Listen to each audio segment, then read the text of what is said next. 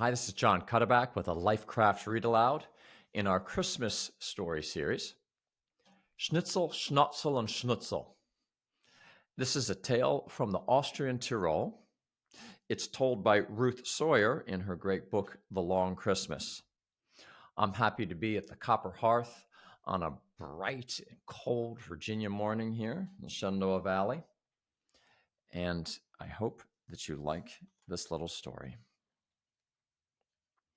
The Tyrol straddles the Alps and reaches one hand into Italy and another into Austria. There are more mountains in the Tyrol than you can count, and every Alp has its story. Long ago, some say on the Brenner Alp, some say on the Mitterwald Alp, there lived the king of all the goblins of the Tyrol, and his name was Loren, King Loren.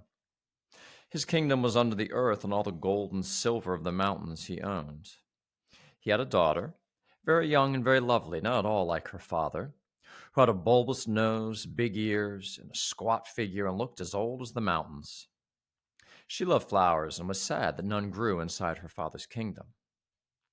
I want a garden of roses, red roses, pink roses, blush roses, flame roses, shell roses, roses like the sunrise and the sunset.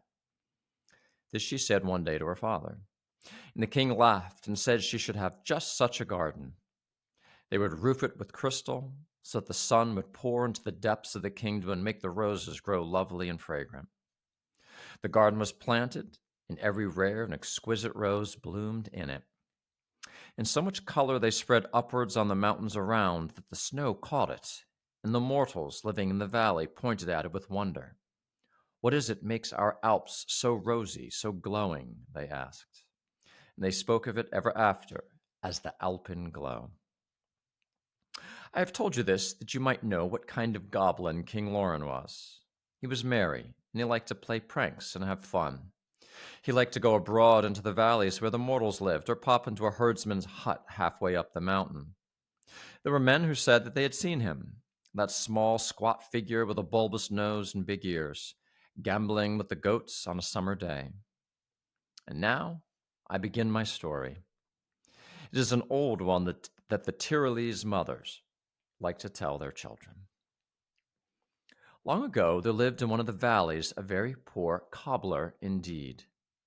His wife had died and left him with 3 children, little boys, all of them, Fritzl, Franzl, and Hansel. They lived in a hut so small there was only one room in it, and in that was the cobbler's bench, a hearth for cooking, a big bed full of straw, and on the wall racks for a few dishes, and of course there was a table with a settle and some stools. They needed few dishes or pans, for there was never much to cook or eat. Sometimes the cobbler would mend the Sunday shoes of a farmer, and then there was good goat's milk to drink. Sometimes he would mend the holiday shoes of the baker, and then there was the good long crusty loaf of bread to eat. And sometimes he mended the shoes of the butcher, and then there was the good stew cooked with meat in the pot, noodles, leeks, and herbs. When the cobbler gathered the little boys around the table, they had said their grace. He would laugh and clap his hands and sometimes even dance. Ha ha, he would shout, today we have the good what? Ah, today we eat Schnitzel, Schnotzel, and Schnootzle.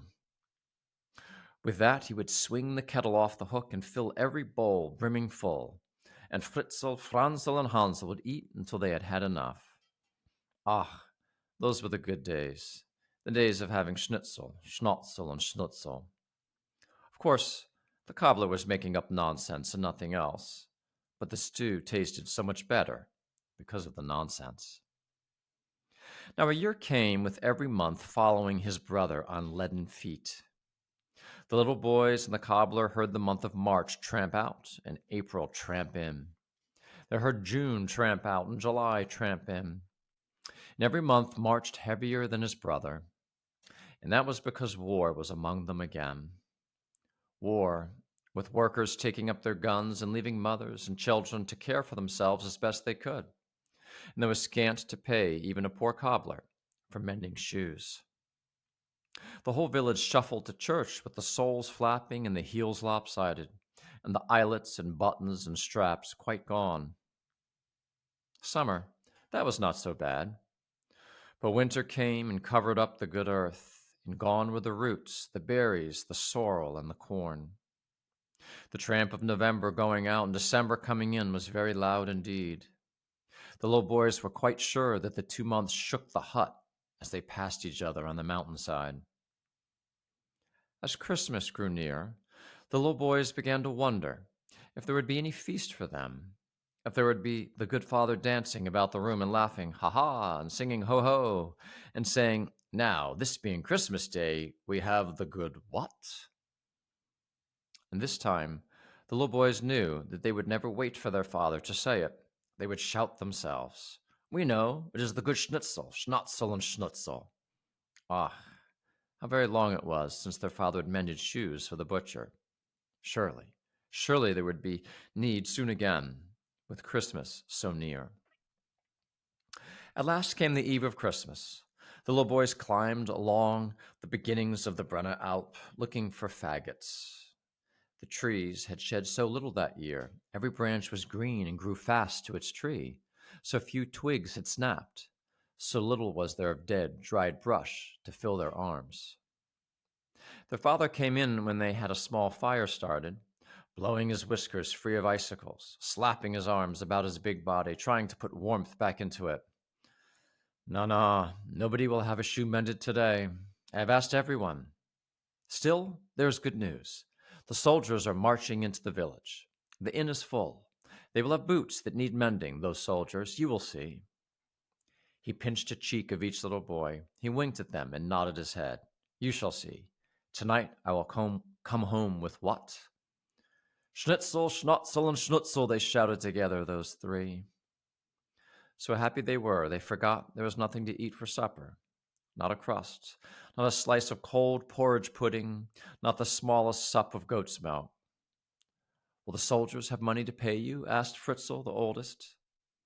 "Not the soldiers, perhaps, but the captains. There might even be a general. I will mend the boots of the soldiers for nothing. For after all, what day is coming tomorrow?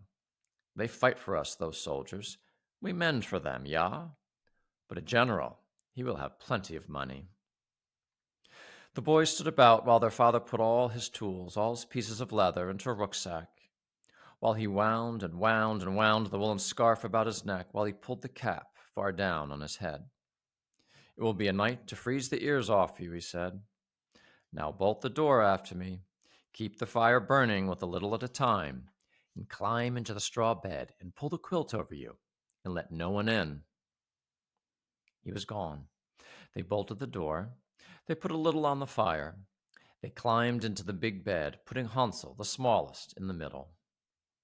They pulled up the quilt, such a thin quilt to keep out so much cold. Straight and still and close together they lay, looking up at the little spot of light the fire made on the ceiling, watching their breath go upwards in icy spurts. With the going of the sun, the wind rose. First it whispered. It whispered of good fires and big chimneys. It whispered of the pines on the mountainsides. It whispered of snow loosening and sliding over the glaciers. Then it began to blow. It blew hard, it blew quarrelsome, it blew cold and colder, and at last it roared. It roared its wintry breath through the cracks in the walls and under the door, and Fritzl, Franzl, and Hansel drew closer together and shivered. Whee oo, bang bang, whee oo, bang bang.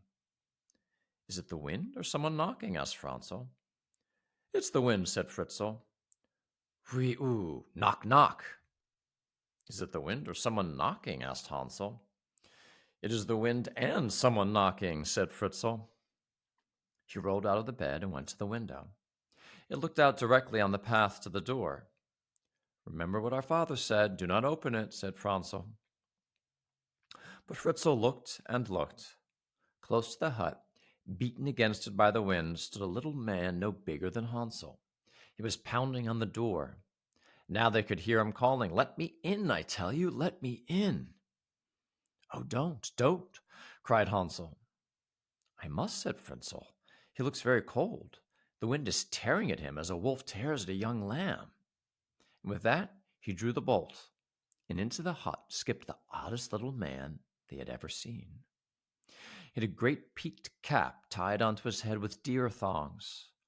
He had a round red face out of which stuck a bulbous nose, like a fat plum on a pudding.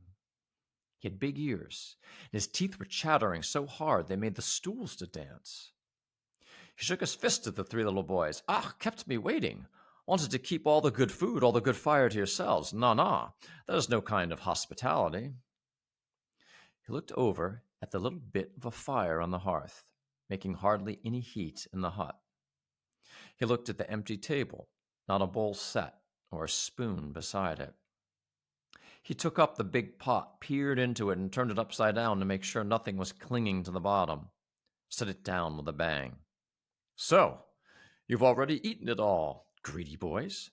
But if you have saved no feast for me, you can at least warm me. With that, he climbed into the big straw bed with Franzl and Hansel, with his cap still tied under his chin. Fritzl tried to explain that they had not been greedy, that there had never been any food, not for days to speak of. But he was too frightened of the little man, of his eyes as sharp and blue as ice, of his mouth so grumbling. Roll over, the little man was shouting at the two in the bed. Can't you see I've no room? Roll over and give me my half of the quilt. Fritzl saw that he was pushing his brothers out of the bed. Na, he said, trying to make peace with their guest. They are little, those two. There's room for all if we but lie quiet. He started to climb into the bed himself, pulling gently at the quilt, that there might be a corner for him. But the little man bounced and rolled about, shouting, Give me room, give me more quilt. Can't you see I'm cold? I call this poor hospitality to bring a stranger inside your door, give him nothing to eat, and then grudge him bed and covering to keep him warm. He dug his elbow into the side of skinny little Hansel. Ouch, cried the boy. Fritzl began to feel angry. Sir, he said, Sir, I pray you to be gentle with my little brother. I'm sorry there's been nothing to give you, but our father, the cobbler, has gone to mend shoes for the soldiers. When he returns, we look for food. Truly, this is a night to feast and to share. So if you will but lie still until he comes, I can promise you.